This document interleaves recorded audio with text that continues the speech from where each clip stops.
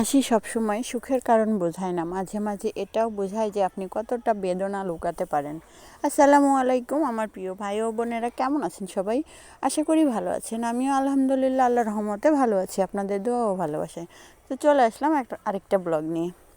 তো আজকে দেখেন সকাল সকাল ঘুম থেকে উঠে বা কাজকাম সকালে ফ্রেশ হয়ে কাজকাম সেরে নাস্তা টাস্তা করে ওগুলো সব অফ ক্যামেরায় করে নিছি, কারণ একটা ফ্যামিলিতে একটা পরিবারে একটা সংসারে যতগুলো কাজ থাকে সব কিছুই তো আর ক্যামেরার মধ্যে তুলে ধরা যায় না।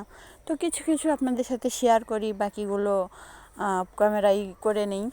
তো সব করে তারপরে একটা মাটির নতুন চুলা তৈরি করছি, নতুন করে চুলাটা তৈরি করছি। পুরাতন চুলাগুলো নষ্ট হয়ে গেছে, তো ভেঙে নতুন করে চুলা তৈরি করছি। ওটাকে ঠিক করে নিলাম, ঠিক করে তারপরে দেখছেন তো আমার মাটির চুলাগুলো কত সুন্দর হয়েছে।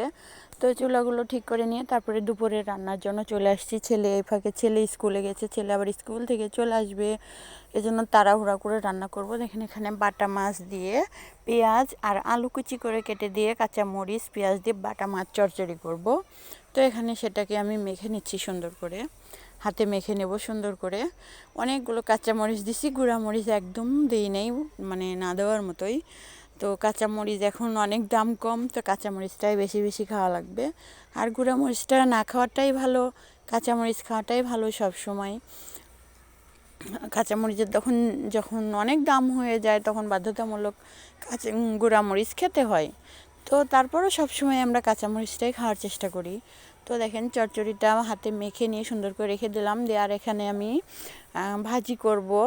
আপনার গাজর, সিম, ফুলকপি, মূলা সব একসাথে কেটে নিয়েছি, এগুলো আর কি ভাজি করব। এটা রুটি দিয়ে খাওয়া ভালো লাগে সকালবেলা, সকালে যে রুটি বানানো হয় সেই রুটির সাথে ভাজিটা দিয়ে খেতে অনেক ভালো লাগে। তো সেটাকে সিম, গাজর, ফুলকপি এই ভাজিগুলো এমনিই আমার ভালো লাগে। তারপরে ওর সাথে আরেকটা নতুন জিনিস আছে, পেঁয়াজের যে ফুল, আপনারা কে কি বলেন জানি না, অনেক এলাকায় পেঁয়াজের কালি বলে, আমরা পেঁয়াজের ফুলকা বলি, অনেকে ফুল বলে। যাই হোক সব কিছু মিলিয়ে আমি আর কি ভাজিটা করব রুটি দিয়ে খাওয়ার জন্য সকালবেলা। তো দেখেন ভাজিটা বসিয়ে দিয়েছি করে, আর ভাজিটা একটু বেশি করছি। আর ভাজিটা প্রতিদিন করতে ভালো লাগে না, শীতের দিন একদিন তরকারি 2 দিন 3 দিনও কিছু হয় না, তারপরে ফ্রিজে রেখে দিলে ভালো থাকবে। ভাজিটা যেগুলো প্রতিদিন করতে ভালো লাগে না তাই করে নিলাম। আর আমি দেখেন ভাজিটা করা শেষ না হতে আমার ছেলে স্কুল থেকে এসে গেছে, এসে বলছে আম্মু আমার খুব খিদে লেগেছে। ও সকালবেলা বেশি তেমন খেতে পারে না, খায় না, ছোট থেকে একই অভ্যাস, সকালে খেতে চায় না। তো কী করব, ভাজিটা একটু অল্প অল্প হয়েছে, সেখান থেকে ওরে ভাজিটা উঠিয়ে দিয়েছে, ও খাচ্ছে।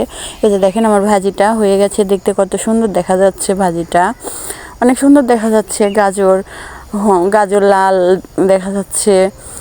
তারপরে যে আমার তরকারি বাটা মাছ দিয়ে আলু দিয়ে পেঁয়াজ দিয়ে চচ্চড়িটা হয়ে গেছে, দেখেন কত সুন্দর দেখা যাচ্ছে। তো আজকে আমার ভিডিওটা এই পর্যন্তই। যদি ভালো লাগে লাইক কমেন্ট শেয়ার করবেন প্লিজ। সবাই আমার চ্যানেলটা সাবস্ক্রাইব করে আমার চ্যানেলের পাশে থাকবেন, আর আমার ভিডিও যদি ভালো লাগে একটা করে লাইক দিবেন।